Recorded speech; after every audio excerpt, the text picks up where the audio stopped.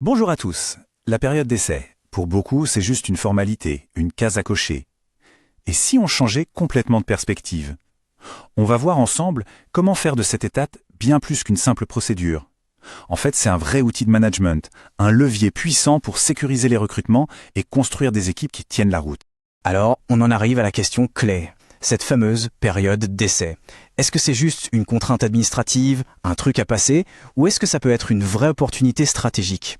Faut bien voir que les enjeux sont énormes. Une erreur de casting, ça coûte cher, très cher même, en temps, en argent, en énergie. La vraie question, c'est comment on transforme cette période en un atout. C'est ce qu'on va décortiquer. Voilà le plan pour y voir plus clair. D'abord, on va parler des enjeux, ensuite les piliers d'une bonne évaluation, le processus en 4 étapes bien définies, et pour finir, comment on officialise la décision. Allez, c'est parti. Bon, on entre dans le dur. Pourquoi est-ce que c'est si important, cette période d'essai?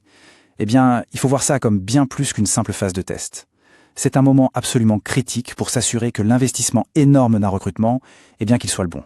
Et surtout, pour éviter des erreurs qui, on le sait, coûtent une fortune. En fait, un processus d'évaluation qui est objectif et bien structuré, ça change tout. Ça crée de la confiance, ça garantit qu'on est en règle avec la loi, et surtout, ça permet de garder les meilleurs talents sur le long terme. C'est la toute première brique pour la gestion de la performance et la fidélisation. Ok, maintenant qu'on a vu les enjeux, parlons des fondations. Parce que pour qu'une évaluation soit juste, objective et incontestable, elle ne peut pas sortir d'un chapeau. Non, elle doit s'appuyer sur des bases solides, des documents clairs, partagés dès le premier jour. C'est vraiment le socle de tout le système. Et ces bases solides, elles tiennent en 4 documents essentiels. La fiche de poste, le contrat de travail, le règlement intérieur et la grille d'évaluation. Chacun a son rôle à jouer, on va voir ça. Alors la fiche de poste. Oubliez le document poussiéreux qu'on signe et qu'on range. C'est la pierre angulaire de tout le processus.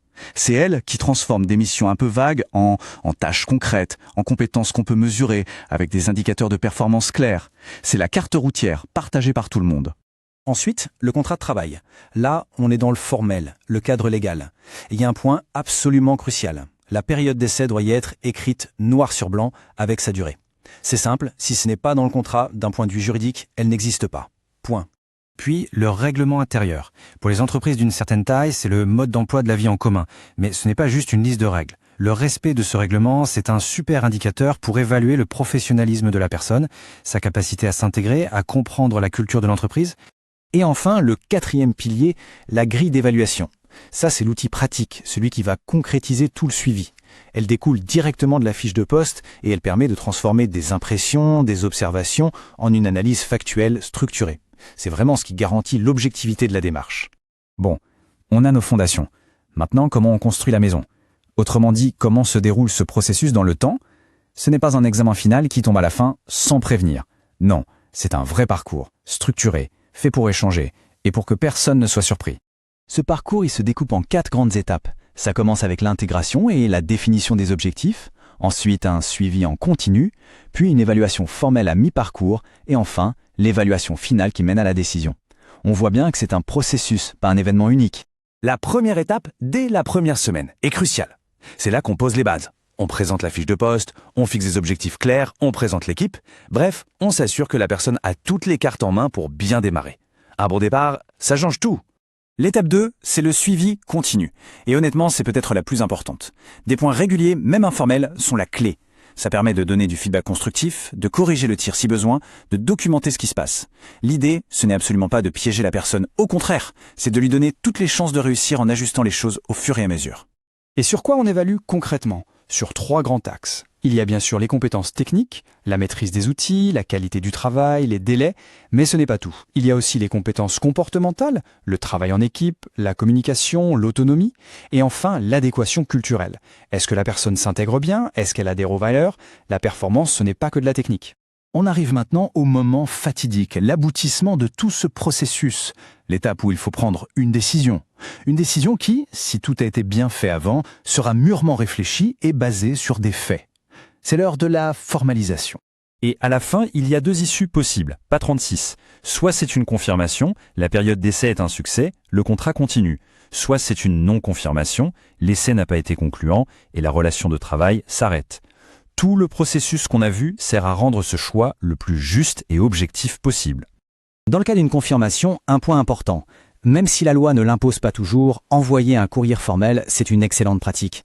C'est un acte de management fort, qui marque le coup, qui valorise la personne et qui lance la collaboration sur de très bonnes bases. Et là, un point juridique essentiel à connaître.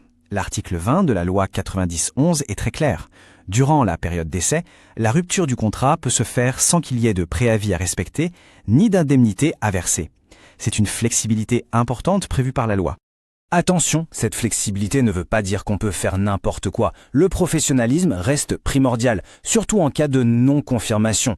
Ça veut dire quoi ? Ça veut dire mener un entretien respectueux pour expliquer les raisons objectives de la décision, remettre une lettre pour notifier la fin de l'essai et bien sûr fournir le certificat de travail comme l'exige la loi. C'est une question de respect et d'éthique. Pour conclure, revenons à notre point de départ. Si on met tout ça bout à bout, on voit bien que la période d'essai, quand elle est bien gérée, ce n'est plus du tout une corvée administrative. Ça devient un puissant outil stratégique. En résumé, un processus objectif, qui s'appuie sur des documents clairs et un dialogue permanent. C'est un investissement. Un investissement pour construire des équipes performantes. Ça protège l'entreprise, bien sûr, mais surtout, ça installe une culture de la transparence et de la performance dès le jour 1. C'est comme ça qu'on bâtit des équipes solides pour l'avenir. Alors pour finir, une question à se poser. Aujourd'hui, le processus en place dans une structure, est-ce que c'est une simple formalité, une case à cocher pour être en règle, ou est-ce que c'est un véritable levier pour construire la performance ? La réponse à cette question pourrait bien tout changer.